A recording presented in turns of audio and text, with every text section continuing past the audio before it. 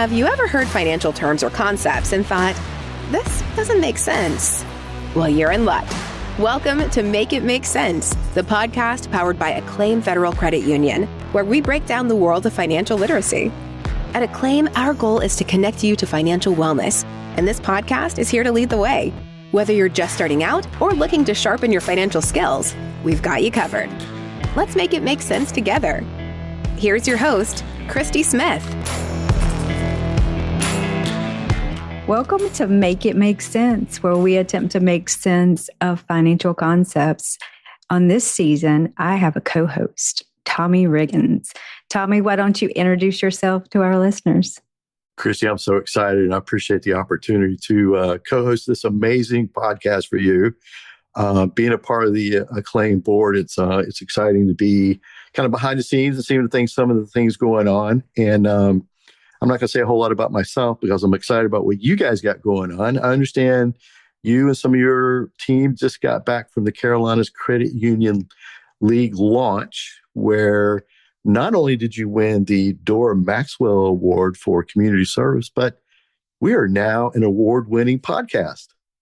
We are super honored to receive those awards, and we love our Carolinas Credit Union League, and we love giving back to the community. So that's what we're here for. Absolutely. Well, tell us a little bit what you do, Tommy, on your spare time. Spare time, which it seems I fill it up as quickly as it gets spare. So outside of my day job as an account exec for ZTS, a managed service provider, I'm also the chairman of the board for Acclaim, which is near and dear to my heart, one of my passion projects. But I'm also vice chair of another passion project, and that's why I'm so excited about our guest today, is Triad Honor Flight. I had the absolute privilege of being a guardian for a veteran on the very first flight. And as many people that get involved with Triad Honor Flight, all you have to do is see the impact that it has on veterans, and you instantly want to be a part of that. And so today we're talking with someone who balances service, leadership, logistics, and heart, all while managing time, money, and purpose. If you want some insight into how busy people, and I can tell you our guest speaker is an enormously busy person, how she gets things done financially and balances her calendar, we're excited to have Alison Huber, the executive director of Triad Honor Flight. Yes, welcome, Alison. Thank you so much. Although my title says executive director, I'm truly the chief passionate volunteer because we are 100% volunteer driven as a 501c3 serving our veterans. Yeah, and I'm going to tell you, Alison may be the most passionate person that I've ever met. And she is extremely hardworking, and she's really superwoman. I don't know if y'all know that, but she really is. And she does so many great things for our community. And so she's not just a great person, but our community really just flourishes because we have Alison Huber. So just letting you know how much I think of this lady right here. Thank you so much. That is very kind. Alison, tell us just a little bit about Triad Honor Flight. Sure. So Triad Honor Flight is a way we can honor our local veterans with a one-day trip up to Washington, D.C. We visit all the memorials, and on our way back, we really give them the welcome home that they did not receive coming back, whether it be Vietnam, Korea, or World War II. It's been an amazing opportunity to see lives of our veterans, guardians, even volunteers changed. Yeah, I know for myself, I was able to be a guardian for a Korean War veteran, and I came back, I was a changed person. It was just anything. I just couldn't believe the treatment. You guys go all out for your veterans, and it is just amazing to experience that. So again, thank you. It's just going to seem like a praise fest. So I'm just going to constantly praise Alison this whole podcast. But that's right. We'll actually get to some questions, I promise. Alison, people see the flights, and they do. I know it's here in the Triad. A lot of people know about Triad Honor Flight, but not the work really that goes behind them. What does a normal flight look like, and what that behind the scenes that we don't see?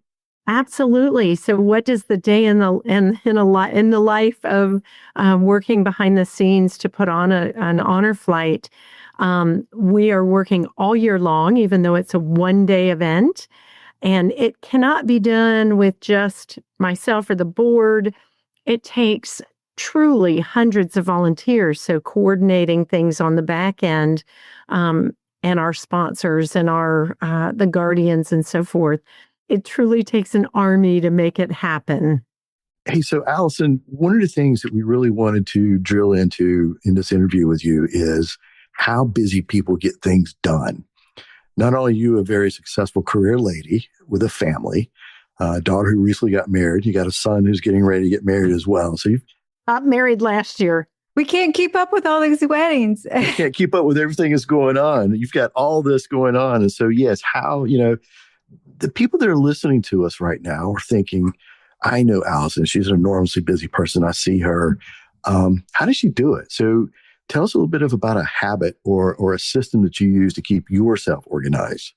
Yes. Well, I live off of Outlook using Microsoft because without my calendar, I would not survive. And most people who know me know I'm a little ADHD. So squirrel, I'll be doing different things at different times. Your spirit animal is a squirrel. Yes, I really feel like the busy people that get a lot done, it's because they are passionate about what they're doing. And that's whether it's work or whether it's a nonprofit or volunteering on a board or GMA or any of the other things that go with it. You've got to be 100% fully engaged, but you do have to keep up with the schedule. So making sure that you're getting everything done. If you don't write it down, in many cases, it won't happen. So kind of playing off of that, how do you decide what gets the most energy at that particular time? Again, you're juggling a lot of different things at one time. We're career people, so we have a job. We got to keep that going on. But then after hours, how do you make those things happen? So I've worked really hard to make sure that I get most work done between 7 and 5:30 or 6 o'clock. Although I'll take calls after that time period, whether it's work or honor flight, I do my best to keep things to as much as I can business hours so that my evenings I can unwind, relax, spend time with my hubby or my family, and stay out of the doghouse. That's right. That's right. I can imagine that is really time consuming. And you do have to set some boundaries in certain areas just to stay out of that doghouse. Speaking from somebody who stays busy that wants to stay out of their husband's doghouse. Well, sometimes we can't stay out of the doghouse, but that's okay too. That's right. Alison, when we talked about this season, and I was so excited to have Tommy as a co-host, and I was, trying to get around this idea of us interviewing nonprofits and successful businesses and, entrepreneurs, and just seeing how successful people, how they made that work.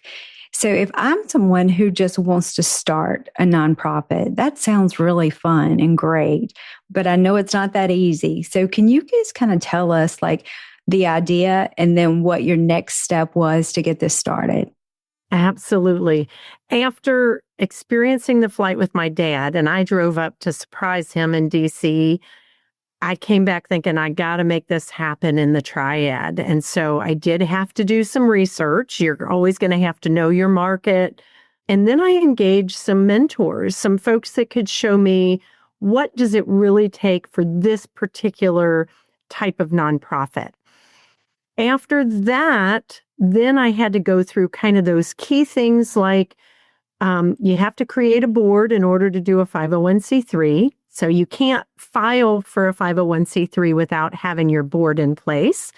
To have your board in place, then you've got to have bylaws and you've got to engage with the lawyers. So I really started talking it up with a variety of different groups I was in to see who I could engage and who I could really bring on board to help me. In fact, one of those first conversations was with Tommy, and I said, I need a lawyer. And he said, I know somebody who might be willing to help out.